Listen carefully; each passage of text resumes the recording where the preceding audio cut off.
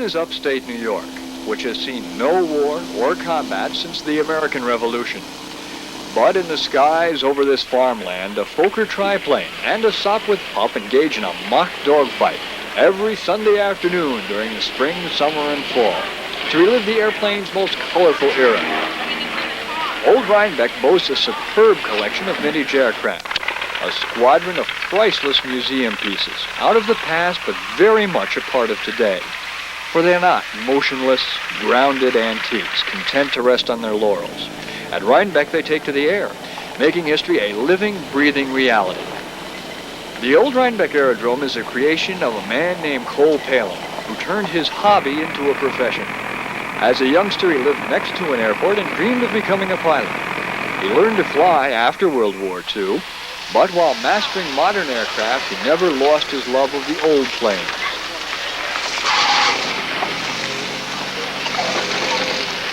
To be honest, I still get funny feelings in the pit of my stomach when I go up. These ships aren't young anymore, and you never know when something may go wrong. Maybe a cylinder goes bad. The next thing I know, my goggles are streaming with water. That drops the visibility down, and I'm flying by ear in the seat of my pants. It's one challenge I don't exactly welcome.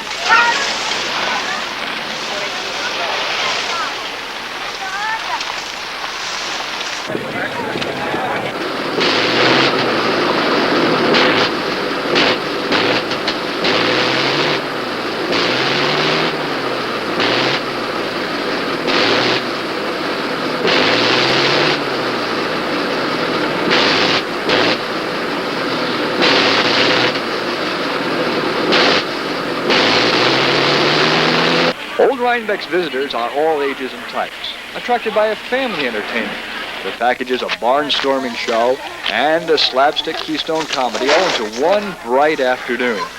It's one of the few places left where children, parents, and grandparents can enjoy a mutual good time.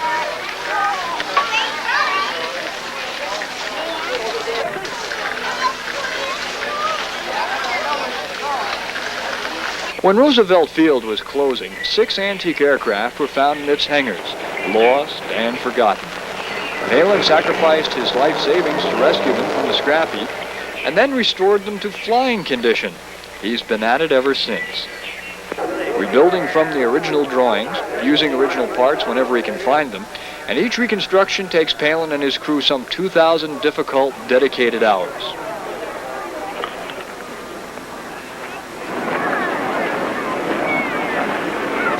Cole Palin is a skilled pilot, a performer, and a showman. What he presents is unique, a one-of-a-kind variety show, blending laughs and thrills.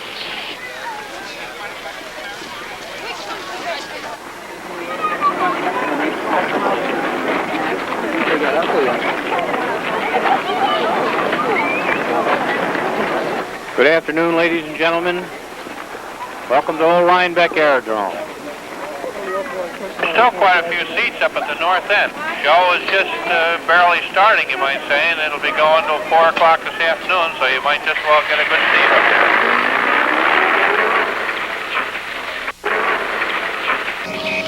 Watch that siren. I hear that siren. Hold on to your hacks, folks. It's the Keystone Cops.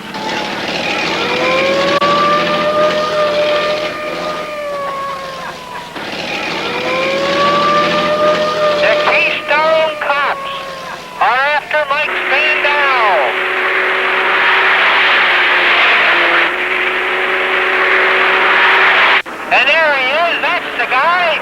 Catch that guy. Don't let him get away. Hey, you guys, don't let him get away. What are you doing? Catch that guy. Don't let him get away. Where you going down there?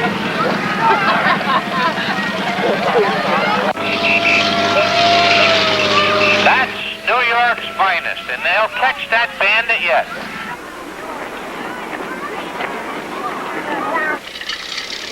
This wide-wing biplane is the Jenny. It has the distinction of being America's first successful military airplane. It was a primary trainer during World War I and a favorite with the barnstorming pilots throughout the 1920s. The Jenny was an old reliable that could be bought for as little as $600. It was the first airplane many Americans ever saw in flight. And now, in the second half of the 20th century, the Jenny still performs as she did in her prime, a featured attraction in a contemporary barnstorming air show. Okay, on and ready. On and ready.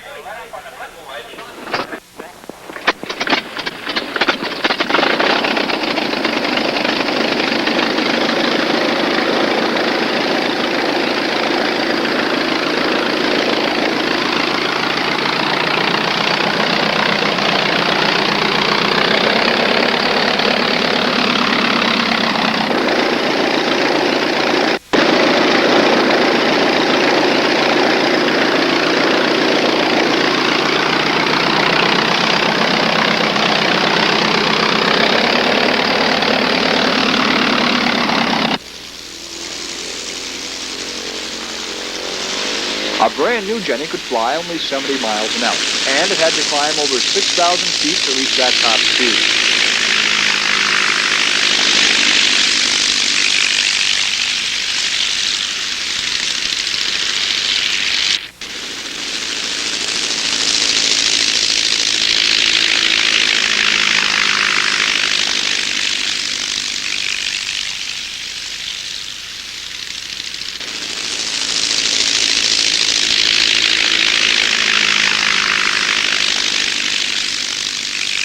How does it feel to fly on a 50-year-old canvas bird with a wooden skeleton?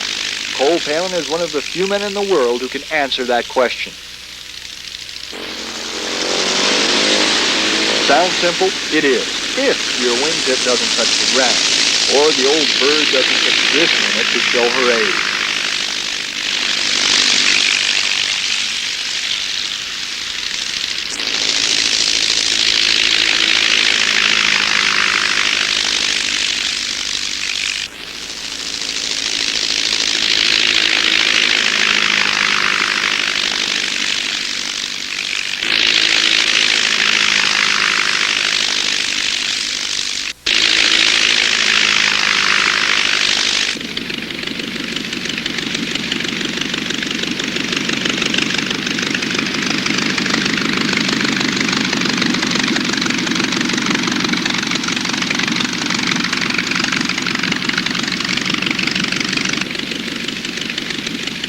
Among the youngsters in the audience, how many will be our pilots of the future? It's a thrilling show like this that can spark the ambition in a receptive young mind.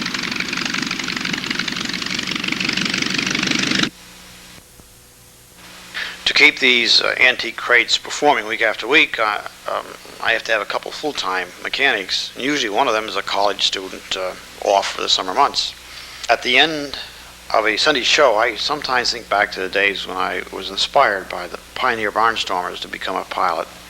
Now, looking at these enthusiastic kids, I'm sure glad I did. Their keenness surely makes it all worthwhile. Ladies and gentlemen, we now present an aerial demonstration of an original Fokker D-7, the German fighter plane that was such a serious threat to the Allies during the last part of the war. The pilot is Dave Fox, flight instructor during World War II. He is now an IBM engineer who flies only as a hobby, and he was once known as the youngest parachutist. After the war, the Allies demanded all Fokker D-7s be turned over to them because these ships were considered a real prize. But Tony Fokker managed to smuggle many of them back to his homeland in Holland, and this is one of those found its way here to the United States and eventually to Cole Palen's collection. My first exposure to flying was on my father's lap as he flew a Jenny in 1921. He was a World War I pilot but never got overseas. In 1934, I started working with air shows to earn my flying time. And of course, as a part of that, I handled the controls on cross countries and this type of thing. And at age 14, I was billed as the world's youngest parachute jumper.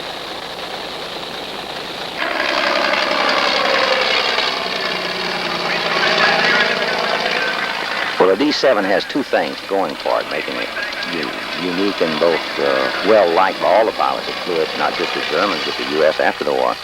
The first is that it has wonderful slow-speed handling characteristics, which mean you can climb it at an extreme angle and just hang it on its tail and keep going up, up, up, and up. The other thing is that it's very rugged and strong. Now, to dive it, to get very fast, you really have to hold the stick forward very hard. But it does pick up a pretty good turn of speed. The thick wing section does limit the speed. It's rugged. I presume you could do all kinds of aerobatics. Of course, we don't do them because the age of the airframe. The engine is original, and that Mercedes is very smooth running. We've never overhauled it. We've ground the valve. But it's a 1918 engine, and since we got it, we haven't done anything but ground the valves, and it still keeps running good. But it's a very reliable engine. I don't know what the ceiling is on it. The World War I purported ceiling was 17 to 20,000 feet. We've never attempted to go that high with it. Its climb rate, though, below 5,000 feet is about as good as anything of that era. And the maneuverability is excellent. The steep turns and this type of thing, it does as well as any airplane I've been in. At this late date, I enjoyed it, and I'm sure that it was an eye-opener to the pilots of the First World War who had never seen anything that compared with it.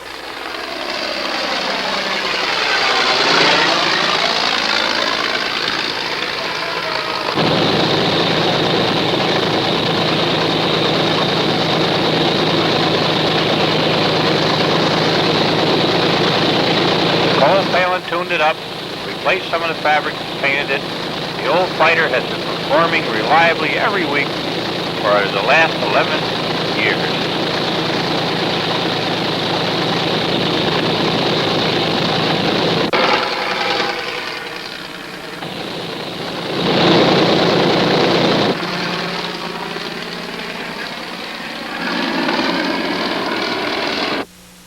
I want to ride in the airplane. I want to ride so I can go home. I want to ride in the airplane and I can go home. For heaven's sakes, get off the field! We've got a show going on. We can't take you up for a ride now. Please, will you get off the field? Stop the show! Stop the show! That farmer's been coming over here, folks. He used to own the airfield here. He gets out there and pesters Cole during the show. We keep telling him it's interrupting our show, but he's stubborn. Look at him. But I guess Cole has finally decided to give him a ride, okay? Farmer's scared. He wants to get out.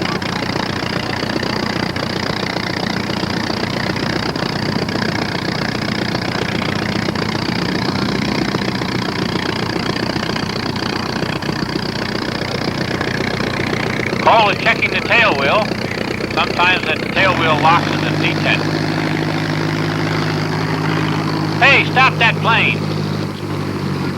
The farmer must have jammed the throttle on. Look out, he's taking off. Somebody better get the crash wagon. Stop that plane. He can't fly. He doesn't have a fly. He doesn't know how to fly. Look out, he's going to break that plane up.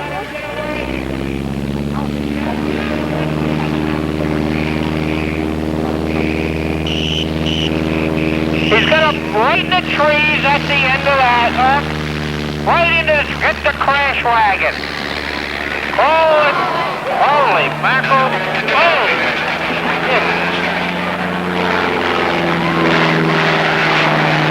Then he comes back again. Oh, he's going to hit the tree. Here. Maybe we'll be able to land it without too much damage.